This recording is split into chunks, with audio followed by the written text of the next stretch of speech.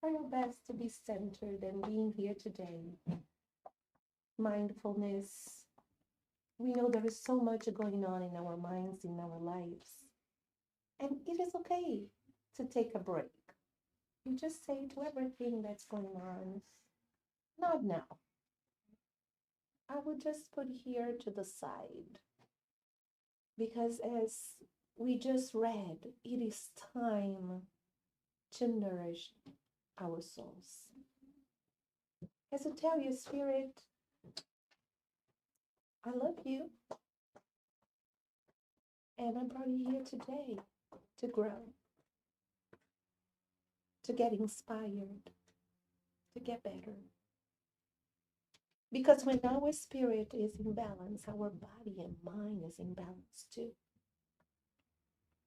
So as we feel the presence of love and light surrounding us right here, right now, and we ask the good spirits and our mentor guides, the spiritual guide, the guardian angel, whatever you call it, right now, to open our hearts, to open our minds, open our spirits to hear.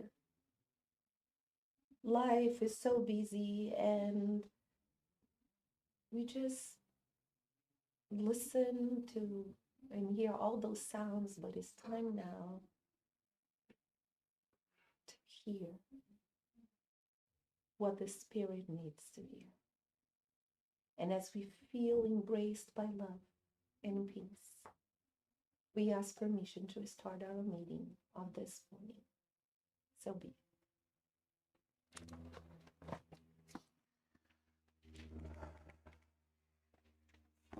Thank you, Bernadette. Thank you very much. Need some inspiration today because what we do is we always, at least I try to get an inspiration from the Gospel according to Spiritism, right? As we have those meetings on Sundays, and I try to get it a random one. Like so, I use Google to give me a random number between 1 and 27, which are the 27 chapters.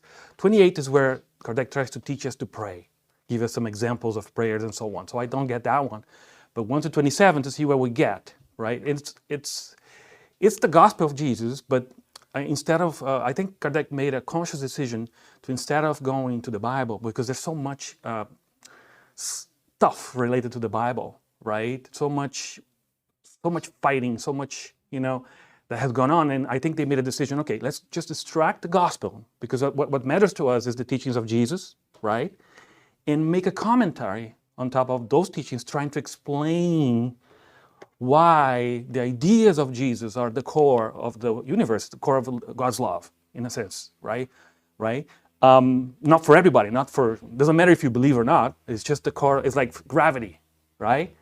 It doesn't matter if you believe in gravity or not. Gravity is there, it's holding our planet together, and that's it. And we believe that, same thing with God's love. You believe it or not, that's not a problem, but it's what, makes the word possible, pretty much, right?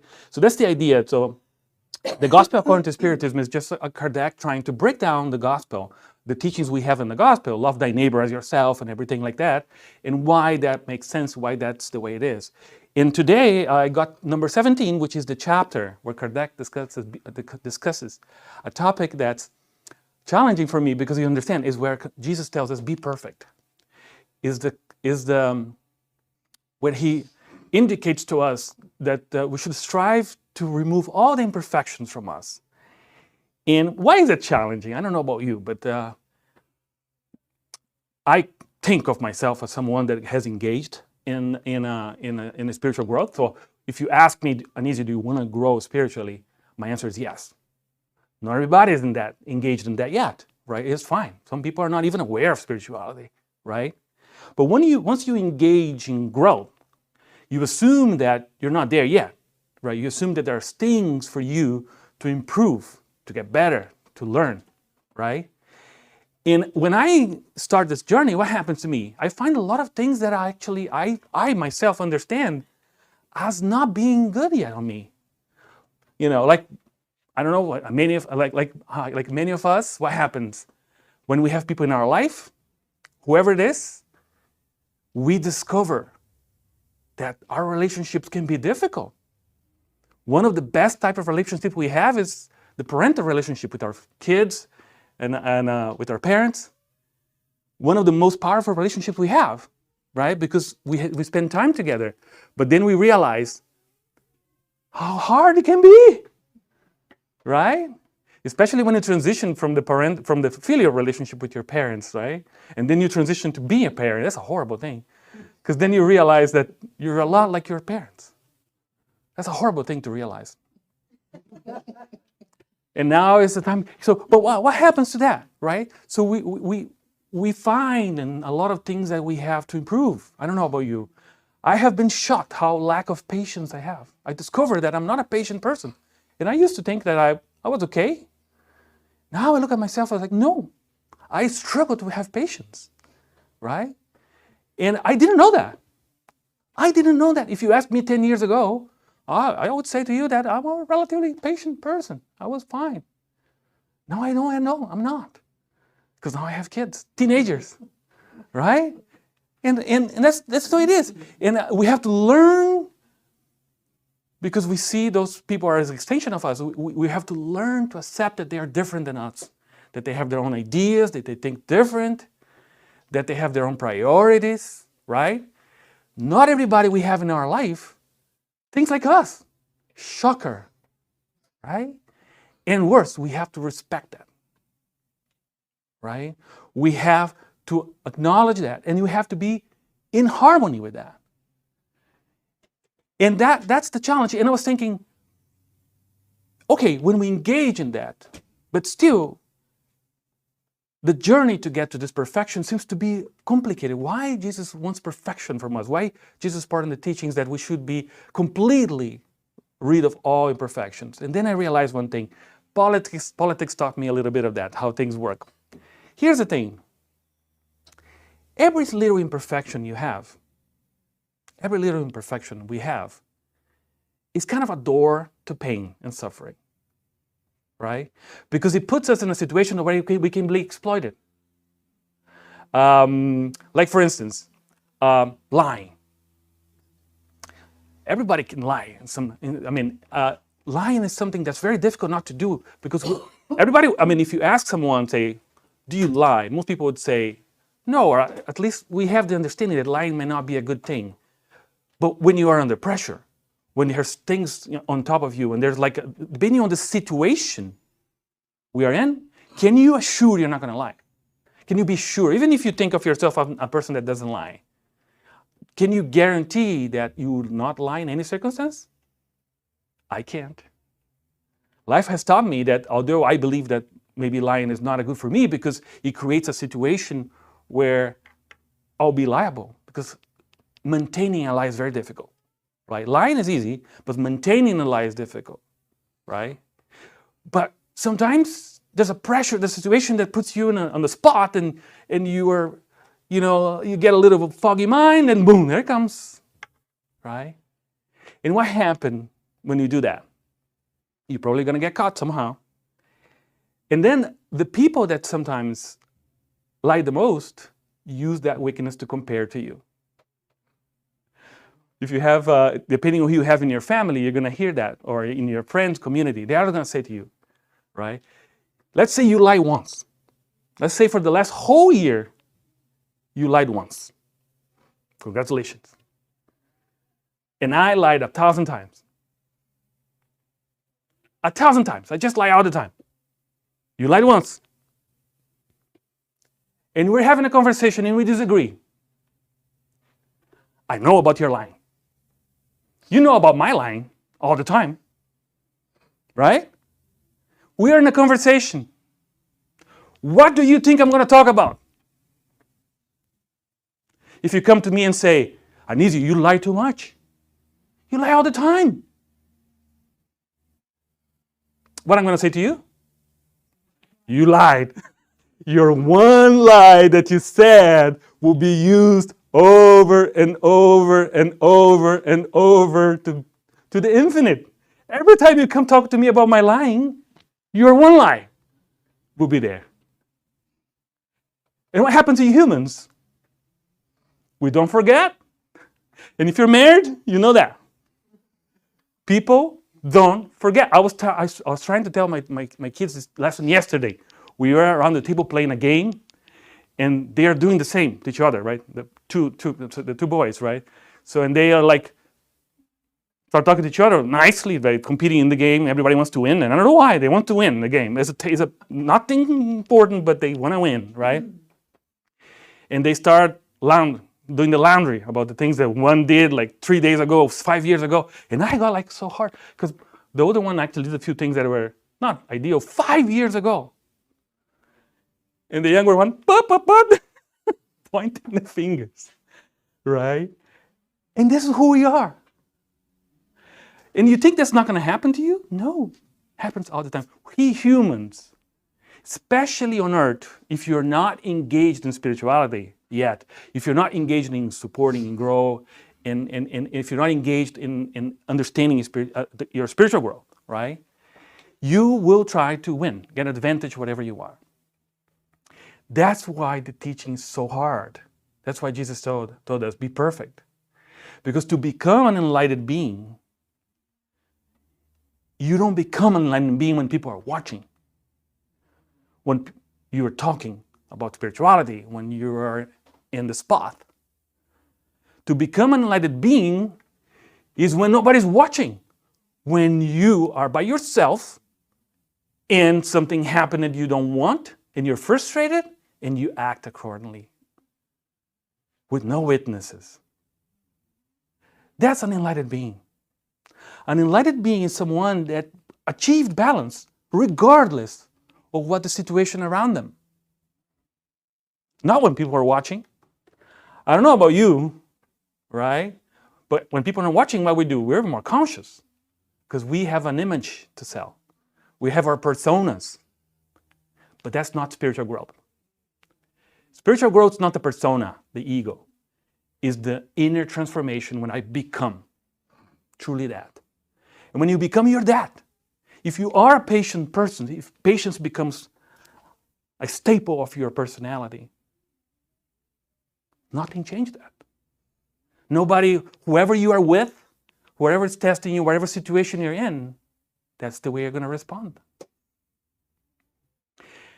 What is our goal in the gospel? What Jesus said is to become loving. Love thy neighbor as yourself. Love God above all things, but God we don't understand intellectually, right? We feel God, but understand is not possible yet, right? But we understand love thy neighbor as yourself because our neighbors are everywhere, right? When you become a loving being, you're not a loving being in certain moments. You are a loving being every moment. We in Spiritism, we believe that the spirit that lived, this person that lived 2,000 years ago, Jesus, which we know just a little bit of his life, if you look at the Gospels, is a very small portion of his life, right? Because he lived to be 30-something. We believe he was the maximum expression of love on earth, in a sense that his life, from the moment he was born to the moment he died, he manifested this love and equilibrium and compassion all the time. And I'm going to tell you something that's kind of a secret. In the other side, not now, but by the way, life for us continue, right? There's no end in life. This is just one passage. We're here in the flesh, right? But eventually we're going to go back. We're going to leave our bodies behind, and the mind's going to be the same. Everything we learn, our consciousness will keep living. And you know, one of the challenges people have on the other side, and I have this I think I did this probably once. When you try to study the life of Jesus on the other side, what is the study? Like we do here. Like, what do you do when you want to study a subject? You go to a library, you get a book, you get a writer, you get material about something, and you go through it, right? What do they do? Like, if you want to learn how to assemble a car, how to fix a car, an airplane. So what do? You get information about how to do it, right? How to put the pieces together, how to get the device. This is how we learn, right?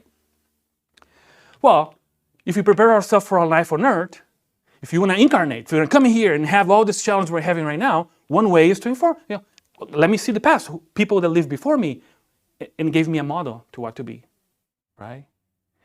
And I think if we study the life of Jesus, it's very difficult to go through 1 week. Think about the 30-something years he lived on earth. You have to pick 1 week, not the week of famous week where he was on the cross or on his shoulders. Pick any week, like when he was 7, when he was 10, when he was a teenager, 15 years old. 1 week. Just pick that 1 week. If he is what we think he was, and he is a loving being, what do you expect to find in that week? Regular teenager, 15 years old, dealing with the family, dealing with everything. Compassion in every single decision. Balance. Equilibrium. Dealing with every single problem. Do you think he had problems with his family? Well, guess what? He had tons of brothers. We don't talk about that, but back then in the time, you tend to have men marrying multiple wives and you have big families, right? In the gospel, there's some passages that he had a big family, and it's very clear that they didn't understand his job. None of them became actually his followers or anything like that. So do you think it was easy for him? To have 10, 15 brothers, 50, who knows how many. And very understanding people. What kind of problems he had to deal on a daily basis? Everybody was loving? No. He had to deal with that every single day. But he had to deal with balance. Compassion. Otherwise, that's why here comes the greatest teaching in Spiritism is Jesus for us is the model. He's not necessarily what he did, it was to show us the way to deal, in order to do this. Imagine this, 2,000 years ago he said, love thy neighbor as yourself. Love even your enemy. That person that wants to destroy you. And people listen to him. If I tell you that, if I tell my kids, love thy neighbor, they're going to point out. Do you want to hear from them if they think I'm a loving being or not? Ask my wife. I cannot say that because I'm not. If I say, love thy neighbor as yourself, you look at me, many of you will look at me and say, Anisio, calm down. I've been with you. I know who you are. This guy said it 2,000 years ago. In the masses and told them, love thy neighbor as yourself. And they listened to him. And we are still talking about this guy 2,000 years later. We think this is a big deal, but people don't understand that. We lost a lot of the meaning, a lot of the example, a lot of that understanding. But good thing is, we have time to catch up. We are supposed to learn and become loving beings. This is our journey here. It won't take one life. God knows how many lives we will need to hone in every single skill, every single challenge, dealing with every single situation, in all circumstances. I hope eventually, I don't know, but I would love to have in one life the experience of being a mother. I think I don't know, this is theoretical right now for a man to say it, but I think to have the opportunity to have a child, being with a child for 9 months, I know most guys well, are you sure you want to do that? I think it was an amazing thing. I think it would be an amazing experience. I hope I'm going to have it at some point in the future. Or I think if I had it, I didn't use it well. I'm knowing myself right now. I think I didn't do well. But I want to have that in the future, right? So, because we have to go through all those experiences, honing in every single skill. So here's the thing. Whatever's going on right now, we're all going through this process right now. Sometimes the skills we need are very weak still, but no problem. We're going to be working on them. What we define by our choices is how long it will take us to learn those skills. 1 life, 2 lives, 10 lives, 30 lives, it's okay. Because God's love is not a choice. You have it. God's love is not a choice. You have the infinite love of God to you right now. Proof you're not going to die. Nobody can kill you. Can kill your body can die. But your soul, unkillable. You live forever. But how fast or how you navigate this journey to become a loving being is unique to every single one of us. And that's where lies our choices. And that's where the gospel comes along. Now, aware that you're not perfect, we're not supposed to be perfect, but we are in the way, we're in our journey to become perfect. And this is one of the most beautiful teachings of Jesus, like, not a single one of my sheep will be lost. This is so powerful, people don't get it. Nobody will be lost. He said that. Not a single one of my sheep will be lost. We're all going to make it. But the time is of the individual. But we all are going to make it. This is a loving parent. This is God. This makes sense.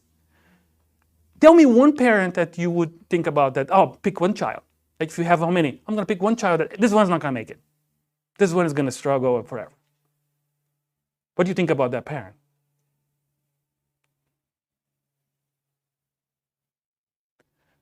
God is the loving parent of all of us, the Creator.